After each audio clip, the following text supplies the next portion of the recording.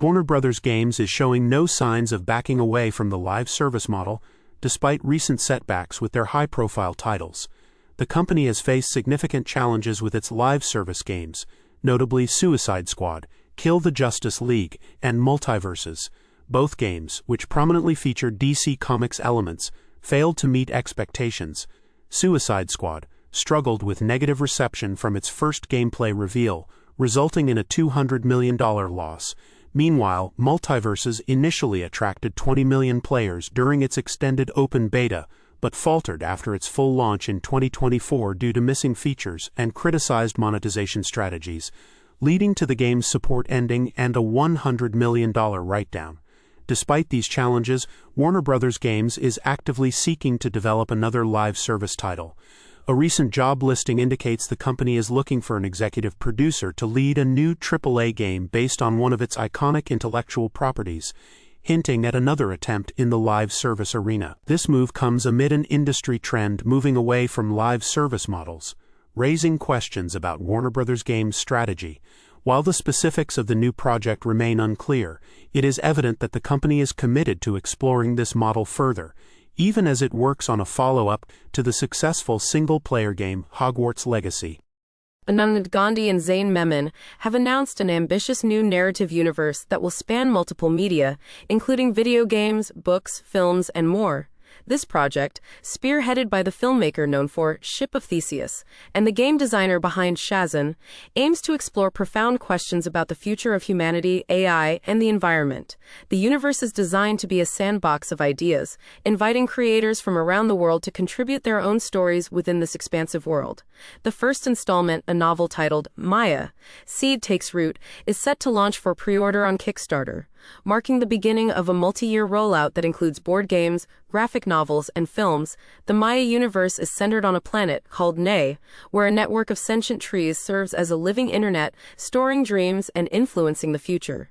This narrative backdrop allows for a rich exploration of themes like digital manipulation and societal evolution, echoing real-world concerns. The project is notable not only for its thematic depth, but also for its collaborative spirit. The creators are working with artists and scientists to build this world and plan to release extensive world-building resources to encourage further creative contributions. This approach represents a new kind of intellectual property system, inspired by the open-source storytelling traditions of India, and could potentially reshape how narrative universes are developed and expanded in the gaming and entertainment industries. Nvidia's latest modding platform, RTX Remix, is making waves in the gaming community by allowing modders to breathe new life into classic PC games. Utilizing Nvidia's RTX technology, this platform enables the remastering of games that originally ran on DirectX 8 and 9, transforming them with modern graphical enhancements such as ray tracing and DLSS, deep learning super sampling.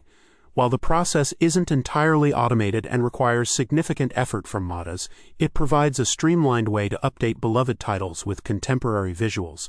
This initiative has sparked excitement among gamers eager to revisit old favorites with a fresh look. Several classic titles including Star Wars, Republic Commando, Max Payne, and Need for Speed Underground have already received RTX Remix mods showcasing the potential of this technology. These mods, available on platforms like ModDB, are not full releases but offer a glimpse into the future of remastered classics. For instance, the Star Wars Republic Commando mod enhances the game's tactical FPS experience with improved lighting and textures, while the Max Payne mod revitalizes its iconic bullet time mechanic with realistic lighting and materials. Although these projects are still works in progress, they highlight the potential for classic games to gain a new lease on life, appealing to both nostalgic players and newcomers. Capcom has announced a free title update for the Capcom Fighting Collection 2, set to release on August 7, 2025. This update coincides with the EVO 2025 event, a major esports tournament for fighting games, highlighting Capcom's continued support for its fighting game community. The update will introduce quality of life improvements, new artwork, remix tracks from Cap Jams, and 4 new characters to Street Fighter Alpha 3 Upper, Maki, Yun, Eagle, and Ingrid. This collection, which includes classic titles like Capcom vs. SNK, Millennium Fight 2000 Pro, and Project Justice, supports online play and rollback netcode, a feature that enhances online multiplayer experiences by reducing lag. The update also marks the collection's compatibility with the recently released Nintendo Switch 2, expanding its accessibility to more players. The inclusion of Ingrid in both this update and the upcoming Street Fighter 6 Year 3 DLC indicates Capcom's strategic character integration across its titles. The Capcom Fighting Collection 2 has been well received for its assembly of top-class arcade fighters, and this update is expected to further enhance player engagement and satisfaction. As fans anticipate the new content, the update underscores Capcom's commitment to revitalizing its classic gaming experiences for modern platforms. In an intriguing development for fans of the Assassin's Creed franchise, a new game has been inadvertently leaked by PlayStation. The leak, originating from the PlayStation Network's back-end, hints at an upcoming title, although specifics about whether it is a mainline game, such as the rumored Assassin's Creed codename Hexa or codename Invictus, or a potential remake, remain unclear. The speculation is fueled by an update to PSN, which typically precedes official announcements or releases. Notably, this leak suggests a release could happen soon, possibly before the end of the year, despite Ubisoft not having made any official statements about the new entry. The potential release of Assassin's Creed codename Invictus is particularly intriguing, as previous reports have described it as a smaller, experimental multiplayer game, which would mark a departure from the series' traditionally single-player focus. This aligns with Ubisoft's recent strategy of diversifying the franchise with various types of gameplay experiences. Meanwhile, fans are also eagerly anticipating remakes of classic titles, with Assassin's Creed IV, Black Flag, being a likely candidate, although not expected to release in 2025. The leak has certainly stirred excitement and speculation within the gaming community, with players eager to see how Ubisoft will continue to expand and innovate within the Assassin's Creed universe. The latest previews for the upcoming psychological horror game, Silent Hill F, have sparked discussions due to their heavy emphasis on combat mechanics. Developed by Konami, Silent Hill F is set to release on September 25, 2025, and marks a new chapter in the long-running Silent Hill series, known for its atmospheric storytelling and psychological horror elements. The previews have showcased significant combat features, including melee attacks with pipes and polearms, a stamina bar, and a focus on perfect dodges and special attacks. This shift towards combat has raised eyebrows among fans, who traditionally associate the series with exploration and puzzle-solving rather than action-heavy gameplay. While some players express concern over the combat focus, noting its clunky feel and lack of impactful hits, others appreciate the fresh visual elements and atmospheric changes, such as the florid red growths and reimagined otherworld settings.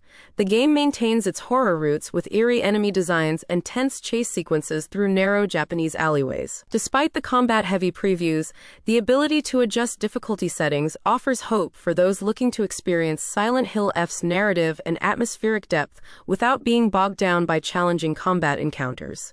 As the release date approaches, fans remain eager to see how these new gameplay elements will integrate with the series' iconic horror experience. Middle-earth, Shadow of Mordor, an action-adventure game developed by Monolith Productions and published by Warner Bros., is under the spotlight as fans express disappointment over the lack of a modern remaster or remake.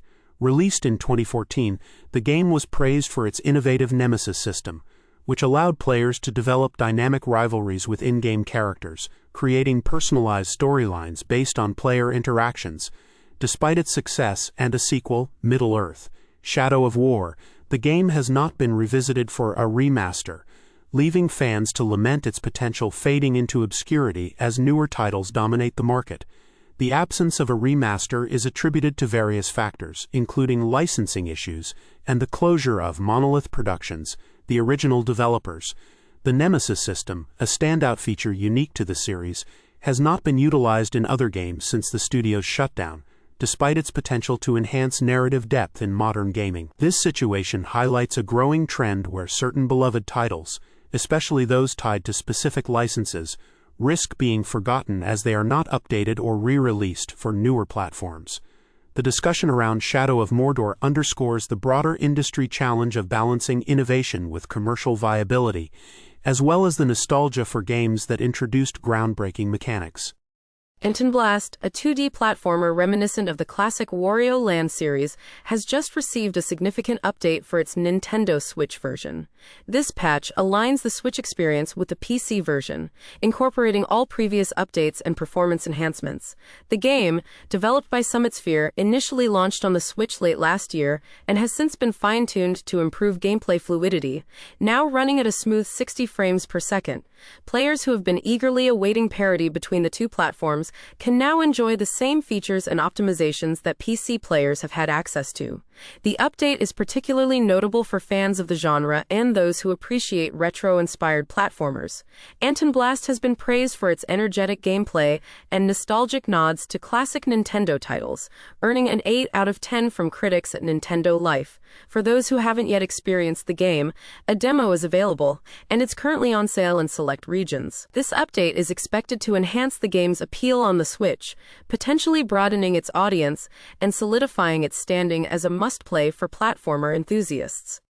Under Night in Birth 2 Setbacks, the latest installment in the popular anime fighting game series, is set to expand its roster with a new DLC character, Izumi, arriving on August 19, 2025. This announcement was made during EVO 2025, a premier fighting game tournament, highlighting the game's continued support and development.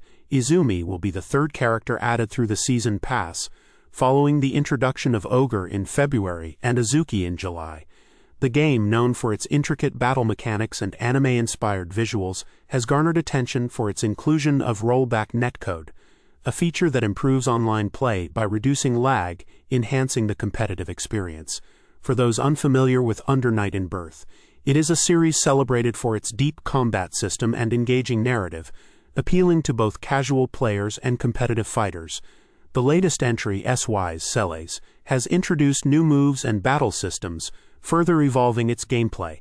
The addition of Izumi is expected to keep players engaged and might attract newcomers to the series. Available on the Nintendo Switch, this title continues to be a significant part of the platform's fighting game lineup, maintaining its relevance in the competitive scene and among fans of the genre.